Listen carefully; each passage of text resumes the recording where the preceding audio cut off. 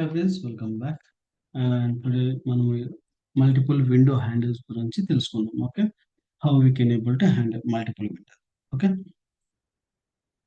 దీనికి basic example గా ఇక్కడ తీసుకుంటాను.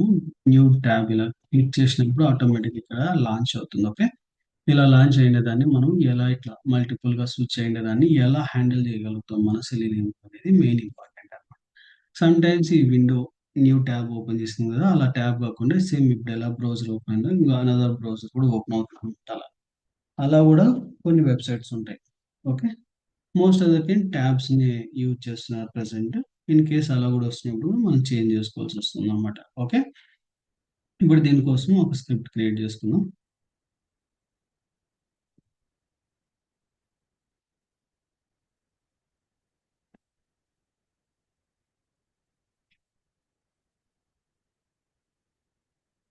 Multiple Windows. ఓకే, ఈ మల్టిపుల్ విండోస్ సేమ్ వెబ్సైట్ అంతా సేమ్. ఇక్కడ మాత్రం చేంజ్ ఉంటుంది. ఓకే, ఫస్ట్ ఆఫ్ ఆల్ మనకి ఈ పర్టికులర్ యొక్క వెబ్ ఎలిమెంట్ యొక్క ఎక్స్పాత్ తీసుకోవాలి. నేను ఇక్కడ తీసుకుంటాను డైరెక్ట్ గా. Okay, driver dot find element by dot XPath. Okay, specify click functionality. మనం ఆటోమేటిక్ గా మనం దాన్ని క్లిక్ చేయడానికి ట్రై చేస్తున్నాం. Okay,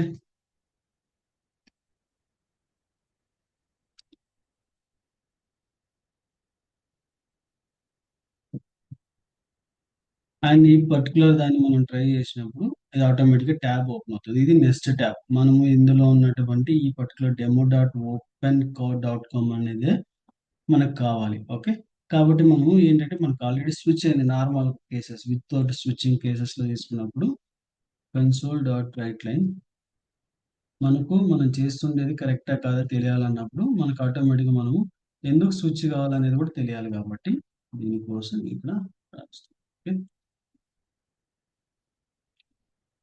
driver dot URL. Okay, ఈ యూఆర్ఎల్ ఏం చేస్తుంది, కరెంట్ యూఆర్ఎల్ ని ప్రింట్ చేస్తుంది. ఓకే, ఇప్పుడు మనం ప్రింట్ చేసి చూద్దాం పర్ఫెక్ట్ గా మనకు వర్క్ అవుతుందా లేదా, ఒక క్లారిటీ రావడానికి అనమాట.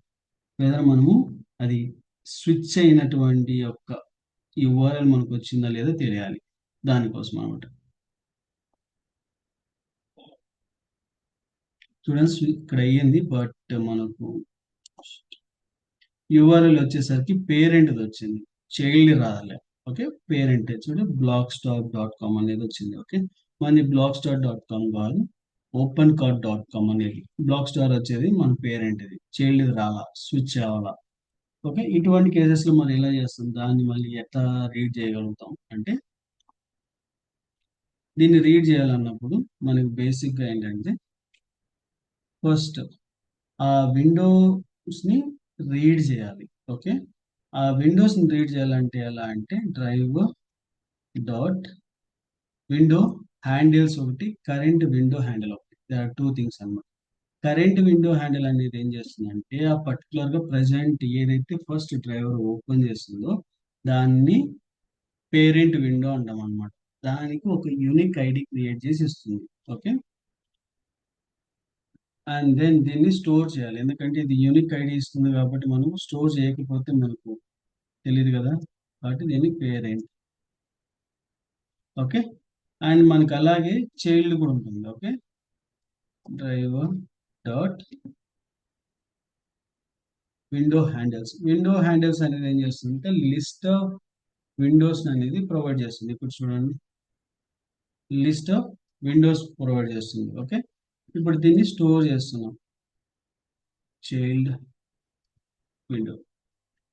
ఓకే, ఇది కంప్లీట్ గా చైల్డ్ విండోస్ ప్రొవైడ్ చేస్తుంది అనమాట.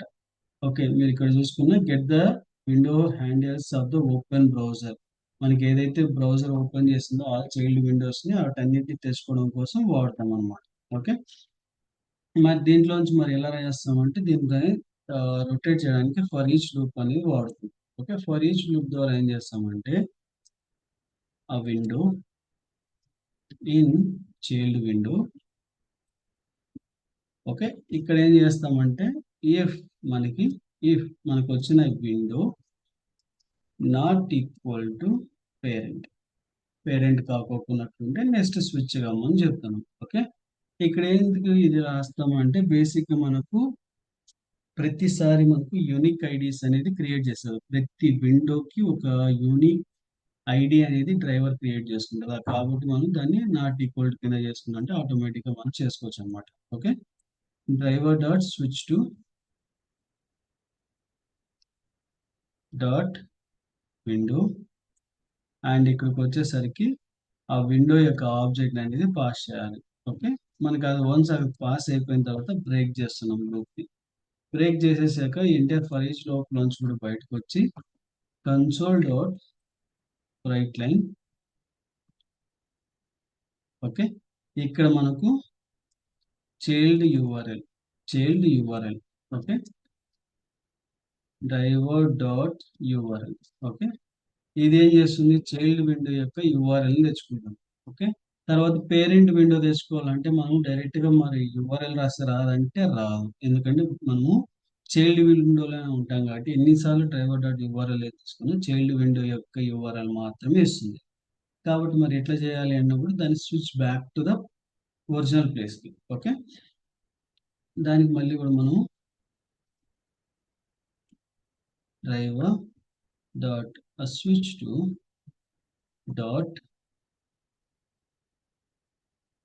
విండో, దాన్ని పేరెంట్ విండోకి వెళ్ళి, లేదా మనకి ఇంకా కొన్ని ఆప్షన్స్ కూడా ఉంటాయి అన్నమాట. ఓకే, డాట్ ఇక్కడ డిఫాల్ట్ కంటెంట్ ఉంది. ఓకే, డిఫాల్ట్ కంటెంట్ కూడా యూజ్ చేసుకోవచ్చు అనమాట. డిఫాల్ట్ కంటెంట్ కానీ ఆ రెండిట్లో ఏదో ఒకటి యూజ్ చేసి మనం తీసుకోవచ్చు. ఓకే, ఇది పేరెంట్ విండో అనేది ఈజీ కాబట్టి నేను ఈజీగా దీన్ని ఇక్కడ చేంజ్ ఓవర్ చేస్తాను అనమాట. ఓకే, మళ్ళీ పేరెంట్ యొక్క విండోని ప్రింట్ చేయాలి యూఆర్ఎల్ని, కాబట్టి నేను ఇక్కడ పేరెంట్ అని రాస్తున్నాను. Okay, parent. ఇప్పుడు సేవ్ చేస్తున్నాను, ఇక్కడ రన్ చేద్దాం. ఓకే, ఇప్పుడు రన్ చేసామంటే మనకు ఆటోమేటిక్గా తెలిసిపోతుంది.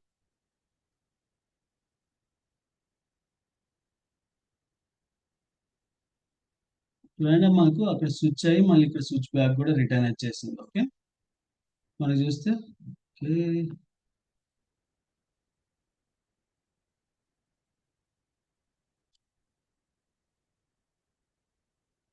ఎందుకు ఇది యూఆర్ఎల్ ప్రింట్ చేయలేదు నాకు తెలిసిన థ్రెడ్ డాట్ అస్లీప్ 1000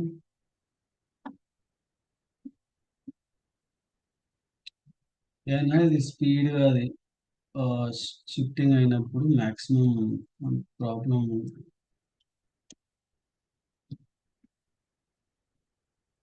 క్విట్టింగ్ చేసి చూద్దాం ఒకసారి.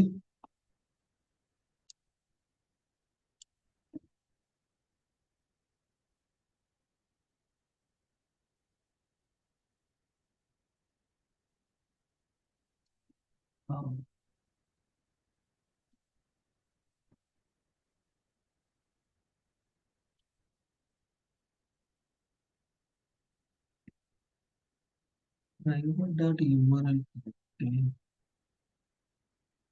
సెట్టింగ్ యూఆర్ఎల్ యూఆర్ఎల్ వస్తుంది, యూఆర్ఎల్ ప్రింట్ అవ్వట్లేదు. బట్ స్విచ్చింగ్ అనేది జరిగింది.